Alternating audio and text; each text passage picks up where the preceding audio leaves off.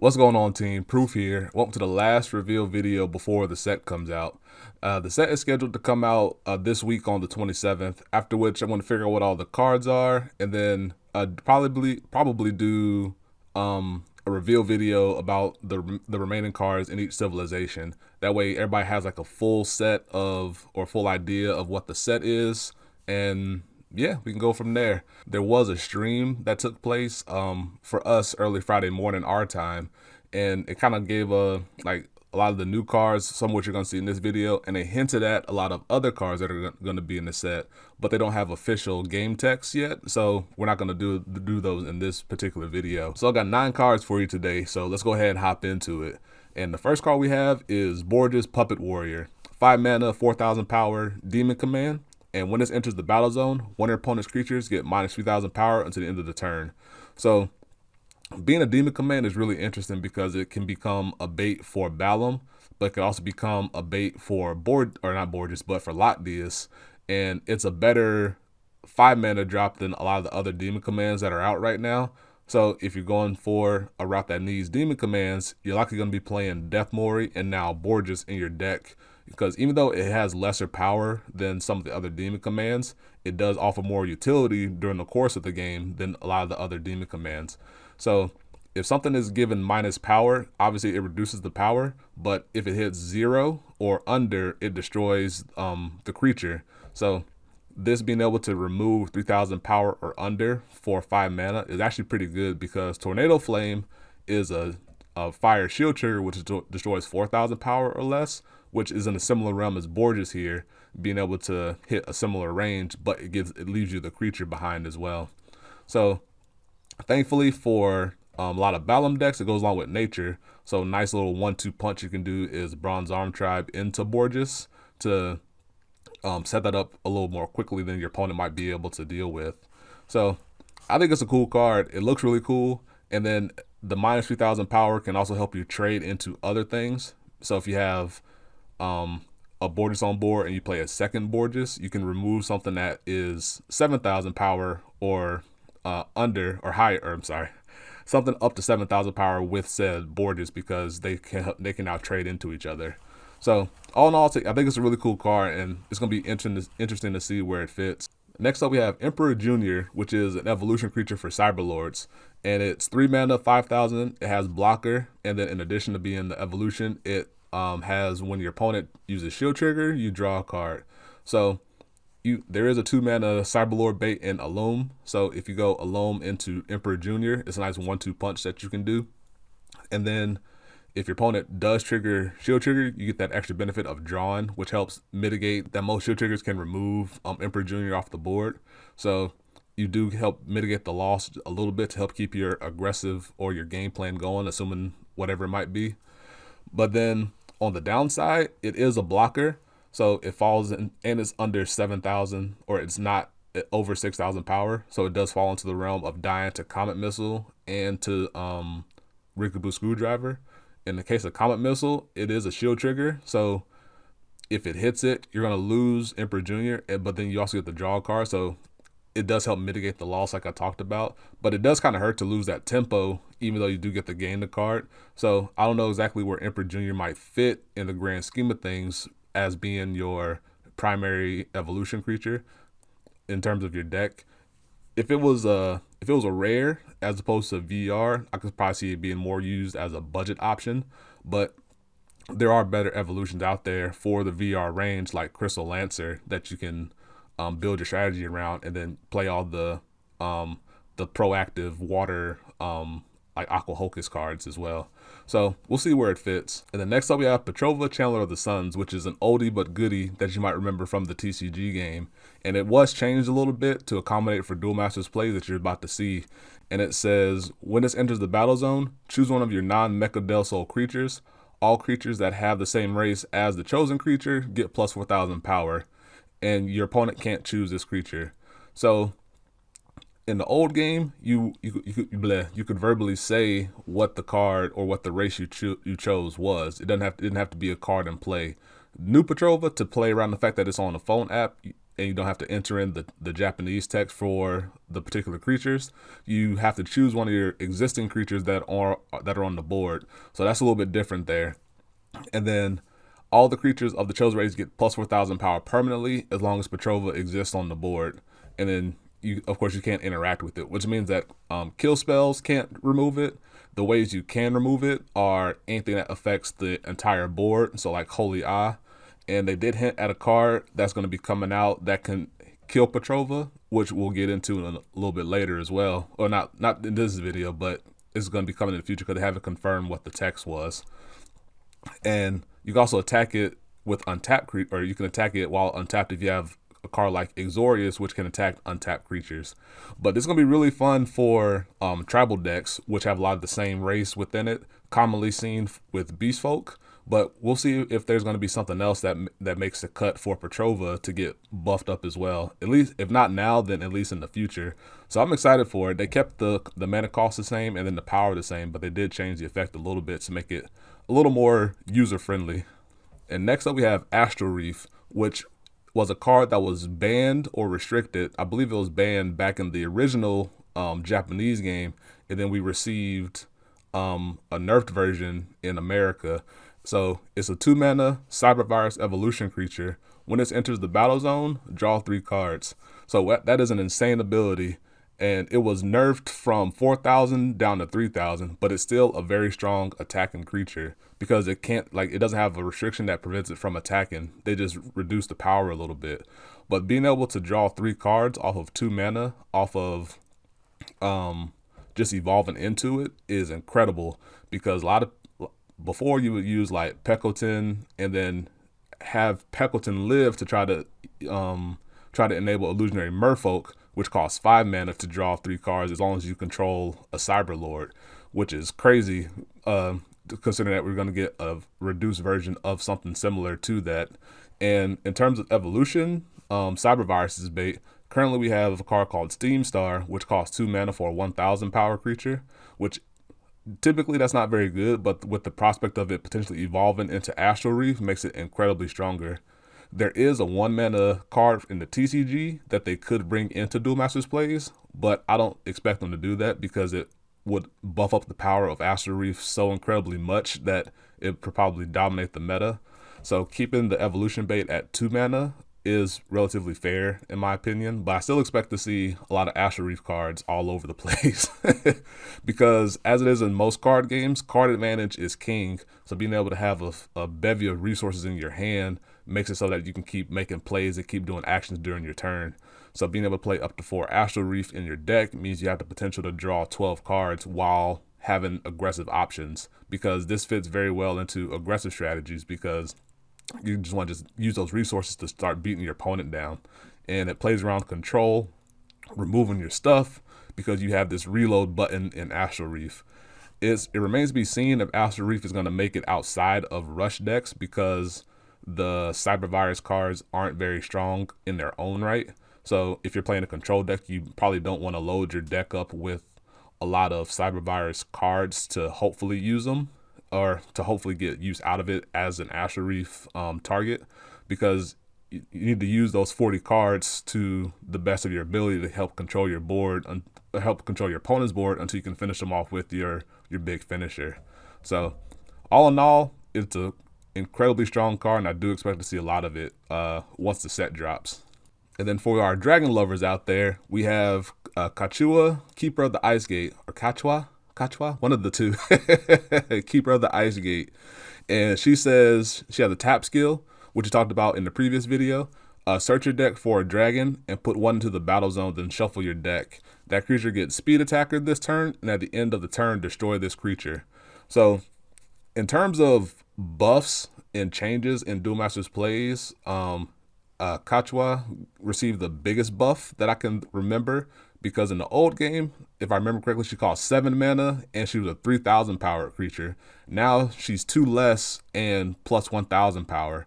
So being able to go early mana acceleration into a faster Quechua is crazy good, because then on turn, or on your 6 mana, not turn 6 because it's nature, so you may not necessarily it may not necessarily be turn 6 because of the acceleration, but on your 6 mana turn, you can play something, you can do your regular stuff, and then you can use her tap ability to then get you a dragon from your deck.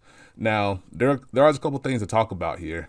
So first of all, tap skills are used instead of attacking. So once you use the tap ability, you then can't go back and play some more stuff, which is important for evolution creatures because she can pull evolution creatures from your deck, evolution dragons, which there are some in this set, which we're going to get to in a quick second here.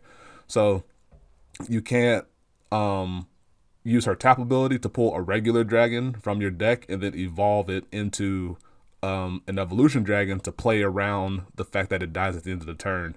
You can, however, pull an evolution dragon and evolve it on top of a regular dragon you have in the battle zone. It will still die, but you can pull it from deck and then get the benefit from it, which is be really good for the dragons you're going to see in a little bit. Now, search is something we haven't talked about either. Search in Duel Masters plays does not mean search your entire deck or the entire zone in question here.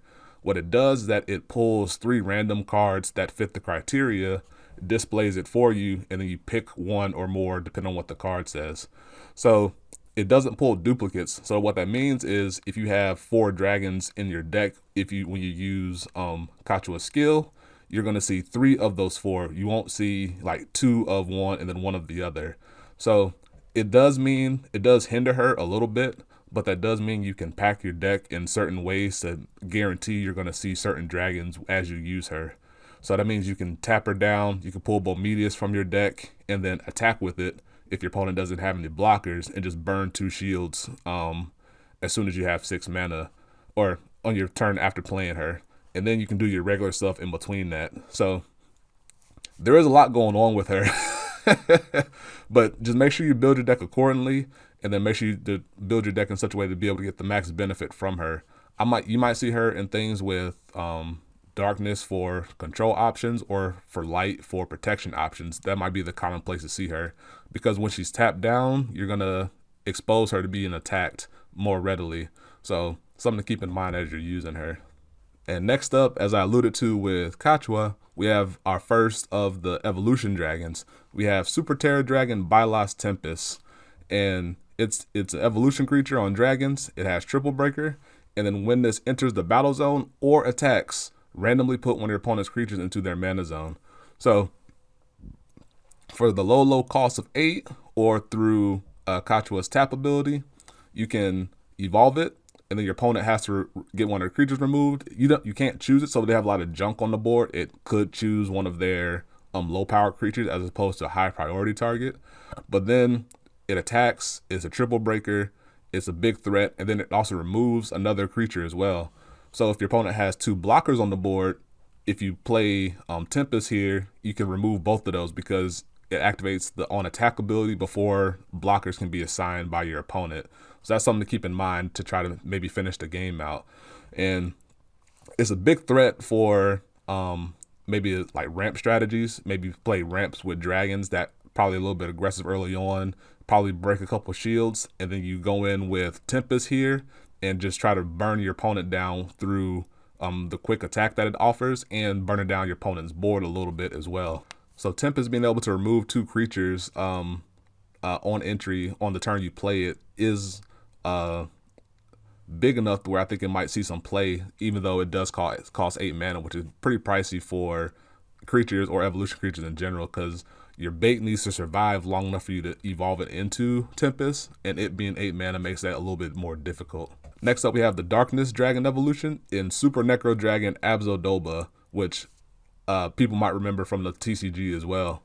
So it's a evolution on dragons. As I forgot to mention with Tempest, it just evolves on dragons, not earth dragons or zombie dragons.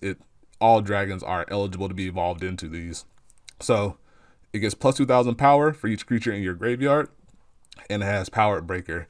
As we talked about in the last video, for every 6,000 power increment that it has, it breaks an additional shield. So it starts off at 11,000, and if you have 1 creature in your graveyard, it becomes a double breaker or triple breaker immediately. And then if you somehow have 4 creatures in the graveyard, quick maths, it makes it to 19,000, but then it breaks 4 shields. So something to keep in mind as you're playing this and building your deck around it, because in the terms of the late game, you might just have a whole bunch of stuff in your graveyard, and then you can slam down Abzodoba, and then it can break all your opponent's shields at the same time. So it's something to, I think it's going to be something fun to try to achieve over the course of the next set, is to break all my opponent's shields in one go with Abzodoba. That's going to be probably one of my personal goals to try to accomplish. But it won't be hard to get it powered up, because there's a lot of ways for you to get cards into your graveyard yourself through mill strategies, or just by playing the game regularly and having cards that trade into your opponent's cards, or your opponent discarding or destroying cards as well. That by the time Abzodoba comes down, more likely than not, it's going to be in the quad breaker, penta breaker range. It's going to be fun to try it out. And next up, we have the card that people are probably most excited for from the Dragon evolutions, in Uber Dragon by Jhula. And it costs 7 mana, evolution on dragons like the others. And then when this attacks, randomly put 2 cards from your opponent's mana zone into their graveyard, and it's a triple breaker. So this is tweaked a little bit from its regular version, in which you could choose your opponent's mana and remove it, but this one randomly takes 2 and destroys them. So it's still a 2 mana hit to your opponent. There are opportunities out there for it to miss, like if your opponent is playing certain colors that you want to remove from their mana zone, Uber Dragon by Jhula could miss them, but it still sets them back, and it offers a triple breaker as well. So you can attack it, and then your opponent can destroy it, but you still get the benefit from it. So this is going to be the card you probably most likely see from the Dragon evolutions over Abzodoba or Tempest, just because mana destruction is such a powerful mechanic that it could screw up your opponent playing splash colors, and which is a common thing going on right now. And being able to do that while being aggressive in the triple breaker realm is just a recipe for being it buffed up in the minds of the populace. So there's going to be, it's probably going to be, if you turn to seeing a dragon, you're going to see Bajula the most. So just be ready for, at any moment in time, if your opponent has 7 mana and they have a dragon on the board, for them to plop down Bajula and just being aggressive with it and running down your mana. And next up, we have a new card, a DMP exclusive card in Shaq Speed Dragon. So it's an armored dragon, double breaker, speed attacker, of course, because if his name was Speed and didn't have speed attacker, that'd be very confusing. And while attacking, this creature gets plus 2,000 power for each fire card in your graveyard. So I'm surprised it doesn't have power breaker, considering it gets power pretty quickly, but that's neither here nor there. But they made this to go along with Bolshak Lupia, so it's another target for Bolshak Lupia that's not the regular Bolshak Dragon. And it goes along with all the Dragon Synergy cards that I've talked about previously. So I don't know where it's going to fit exactly, because it does cost 8 mana, which means that if you're playing this on 8 mana, you could be playing one of the Dragon Evolutions as well, or some of the other dragons to go along with it. Or you might just be playing Control and want to plop down Bolmedius as well. So I'm not sure exactly where this is going to fit, but it is nice that they included this card to go along with Bolshak Lupia and being able to have some more synergies go along with that. And last but not least for this video, we have Kelp Candle. So it's a 2 mana cyber virus. It's a blocker, can't attack, because water blockers usually can't attack for the most part, the common ones at least. And then when this blocks, draw a card. So most importantly, it's a cyber virus to go along with Astral Reef that I talked about. So now that makes two total 2 mana baits for Astral Reef. So likely you're going to be playing 4 Kelp Candle, 4 the Steam Star that I talked about to go along with your Astral Reef build. So this offers benefit of not only being a cyber virus bait, but it also is a blocker to help you stem against aggressive decks, and it draws your card as well. The original effect, you could check the top 3 or 4, and then add 1 to hand, and then the rest go to the bottom. However, it had to be modified for the phone app to make it just easier to work around. So it is a nice, elegant change, and it's one that helps still fits in the spirit of the original card. It also have a little bit of benefit with control decks, because it does block and draw your card. However, it is 1,000 power, which falls into the realm of being destroyed by most everything, and doesn't stop your opponent from attacking for the most part, because a lot of 2,000 and 3,000 power creatures exist in aggressive decks over 1,000 power creatures. So it's going to be bullied for the most of the game. So its home is probably going to be with Astral Reef, just because it makes a good priority bait with it. So that'll do it for this video. I know it's a little bit long because there was a lot of super rares and I just wanted to talk about them. But that'll do it for this video. Last reveal video prior to the set coming out. As I talked about from the outset, I do want to do kind of just going over all the cards from the different civilizations once I know the full contents of the set. So look out for that sometime this week or over the course of maybe like next Sunday around this time.